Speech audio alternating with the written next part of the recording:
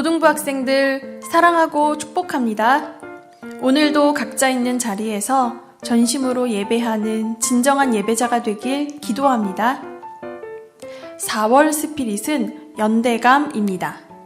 신앙과 사명으로 한 공동체 되게 하는 신앙의 연합으로 다양한 사람들이 서로 연결되어 있음을 느끼는 것을 말합니다. 첫째 주에 우리는 4단원 1과 함께 가는 길 연대라는 제목으로 성경을 배웠어요. 하나님은 출애굽한 이스라엘 백성에게 하나님이 거하실 장소인 회막을 만들라고 명령하셨어요. 백성들은 회막을 중심으로 3개의 지파씩 진을 쳤고 회막에 모여 하나님을 예배하고 언제나 하나님을 중심으로 움직였어요. 이스라엘 온 진영의 중앙에 위치한 회막을 중심으로 뭉쳐 약속하신 가나안 땅으로 갈 수 있었지요. 오늘은 4단원 서로 연결되다의 2과 예배로 연대하기라는 제목으로 성경을 배워봅시다. 먼저 그림을 하나 봅시다. 어떤 의미를 담고 있는 것 같나요? 이것은 십자가를 중심으로 하나 된 사람들의 모습을 보여주고 있습니다. 여러분은 예배 안에서 하나됨을 경험한 적이 있나요?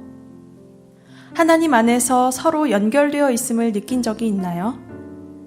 십자가로 하나 된 한 몸 공동체임을 느낀 적이 있나요?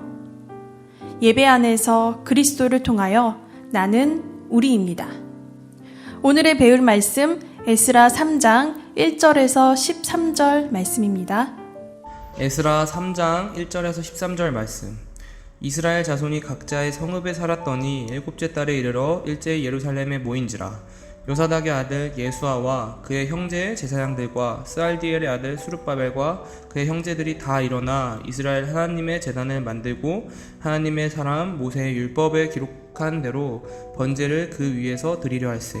무리가 모든 나라 백성을 두려워하여 제단을 그 터에 세우고 그 위에서 아침 저녁으로 여호와께 번제를 드리며 기록된 규례대로 초막절을 지켜 번제를 매일 정수대로 날마다 드리고 그 후에는 항상 드리는 번제와 초하루와 여호와의 모든 거룩한 절기의 번제와 사람이 여호와께 기쁘게 드리는 예물을 드리되 7째 달 초하루부터 비로소 여호와께 번제를 드렸으나 그때에 여호와의 성전 지대는 미처 놓지 못한지라.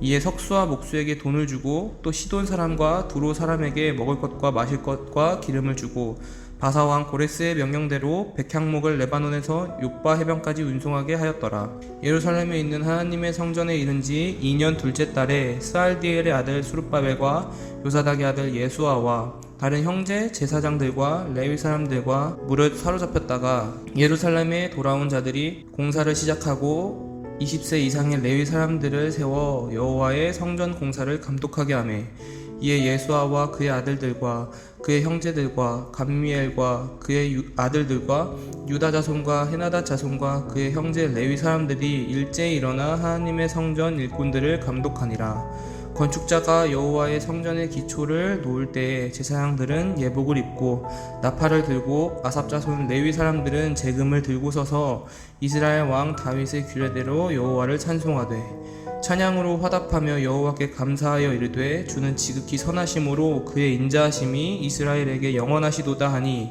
모든 백성이 여호와의 성전 기초가 놓임을 보고 여호와를 찬송하며 큰 소리로 즐거이 부르며 제사장들과 레위 사람들과 나이 많은 족장들은 첫 성전을 보았으므로 이제 이 성전의 기초가 놓임을 놓고 대성통곡하였으나 여러 사람들은 기쁨으로 크게 함성을 지르니 백성이 크게 외치는 소리가 멀리 들리므로 즐거이 부르는 소리와 통곡하는 소리를 백성들이 분간하지 못하였더라.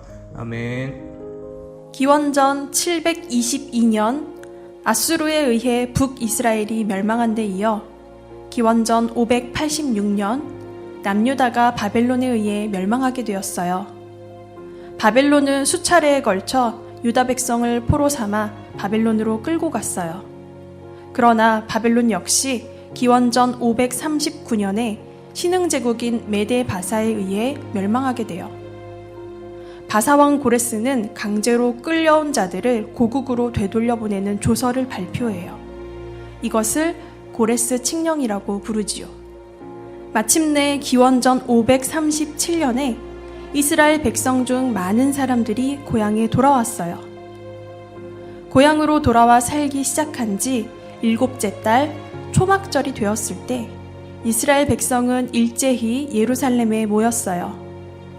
전쟁으로 인해 무너진 성전에 모여 제단을 쌓고 아침 저녁으로 그 위에 번제물을 드려 하나님을 예배했어요. 예루살렘에 모여 하나님께 예배하는 것은 그들에게 아주 큰 의미가 있었어요.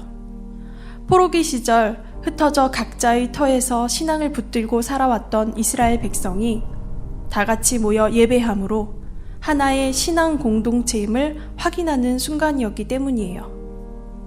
그들은 하나님의 백성이라는 정체성으로 결속할 수 있었고 예배는 연대감을 회복하는 자리가 되었어요. 예배를 드린 후 무너진 성전을 재건하기 위한 준비가 시작되었어요. 예루살렘 성전은 이스라엘이 하나님께서 택하신 백성으로 그 정체성을 회복하는 중대한 일이었기 때문이에요. 2년간의 준비 후 성전 기초공사가 시작되었어요. 제사장들과 레위 사람들과 나이 많은 족장들은 성전의 기초가 놓이는 것을 보고 기쁨과 슬픔이 뒤섞여 대성통곡하며 눈물을 흘렸고 많은 사람이 하나님을 찬양하며 한마음으로 기뻐했어요. 이렇게 이스라엘 백성은 긴 포로 생활을 마치고 돌아와 예배를 드리며 하나님의 백성으로서의 정체성을 다시 회복하고 하나의 신앙 공동체라는 결속감과 연대감을 느낄 수 있었답니다. 마찬가지로 우리가 매주 드리는 예배는 하나님의 자녀됨을 확인하는 자리이고 이를 통해 한 명 한 명이 결속 없이 개별적으로 존재하는 것이 아니라 주 안에서 하나됨을 확인하는 연대의 자리입니다. 서울제일교회 고등부 전 회장 김혜지 학생의 예배를 통한 연대의 경험을 들어봅시다. 오늘 읽은 에스라 3장 1절에서 13절의 키워드는 연대이다. 다른 키워드를 하나 더 꼽으라면 아마 예배라는 단어를 꼽을 수 있을 것 같다. 포로 생활 이후 연대감을 회복하는 자리가 바로 예배의 자리였기 때문이다. 긴 포로 생활을 마치고 돌아와 함께 예배드리며 하나님 백성으로서의 정체성을 다시 회복하고 서로가 하나의 신앙 공동체라는 결속감과 일체감을 느꼈을 때 사람들의 심정은 어땠을까?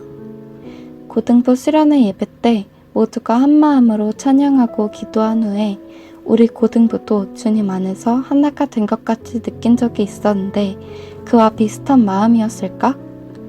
그동안 함께 신앙생활을 하면서도 서로 대면대면 했었는데 예배를 통해 하나님의 사랑을 다시 경험하고 나니 고등부 친구들과 함께 신앙생활을 한다는 것이 너무나 감사했고 친하지 않았던 친구들에게도 한 걸음 더 다가갈 수 있었다.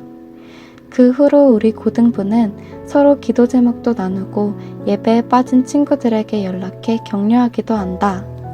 주님 안에서 한마음으로 결속된 것이다. 나는 이게 바로 연대구나 하고 깨닫게 되었다. 얼른 온라인 예배가 끝나고 다시 함께 모여드리는 고등부 예배에서도 연대감을 회복하는 자리가 되면 좋겠다.